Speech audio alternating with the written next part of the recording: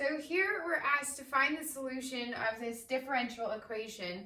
Du d theta equals 2 theta plus secant squared theta over 2u, and we're given an initial condition. In order to solve this, we are going to use a separation of variables technique.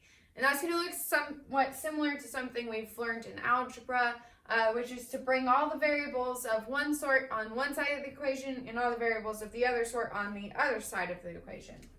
So let's go ahead and do this. So we have du d theta equals 2 theta plus secant squared theta over 2u. So I'm going to multiply both sides by 2u to get that over here, and then multiply both sides by d theta in order to move that over to the right side. So then we'll have 2u du is equal to 2 theta plus secant squared theta d theta. And now if I'm solving for u, I want to get rid of these du and d theta. And so the way that we're going to do that is just to integrate both sides. When we integrate both sides, then we'll be able to get rid of these du and d theta. And we'll have something just in terms of u and theta. So we're going to take the integral of 2u du is equal to the integral of 2 theta plus secant squared theta d theta.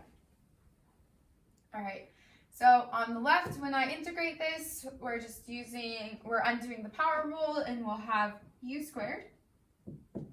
And on the right, for this first term, we're undoing the power rule, so we'll have theta squared. And then secant squared theta is the derivative of tangent. So we'll have plus tangent of theta. And then we're going to have a plus c over here because we're doing indefinite integrals. And I could write, if I wanted to, a plus c on both sides. But we're still just going to end up with some constant c, and that's what we're going to be solving for. So now I can write this as a function of u as a function of theta. And so that by doing that, I'm going to take the square root. And I have u is equal to plus or minus the square root of theta squared plus tangent theta plus c. And we're not done yet because we're asked to find this solution given a specific initial condition. And I believe this is something you would have done before in Calc 1, where we're going to solve for our c value to find what the constant value is. So our initial condition is that u of 0 is equal to -5. So I'm going to do that over here. So that means when we plug in 0 for theta, we will get -5 for u. So we'll write -5 is equal to plus or minus the square root of 0 squared plus tangent of 0 plus c. 0 squared is 0. Tangent of 0 is also 0, so we just get -5 equals plus or minus the square root of c. And so obviously this ends up being minus, since we have -5 equals minus the square root of c, so we can divide by -1.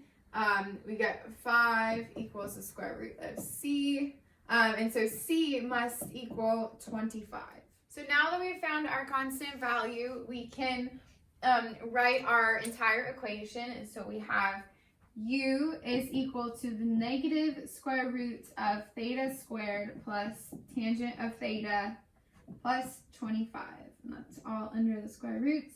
And again, we have this minus here because given our initial condition, we knew that this has to be minus the square root and not plus the square root.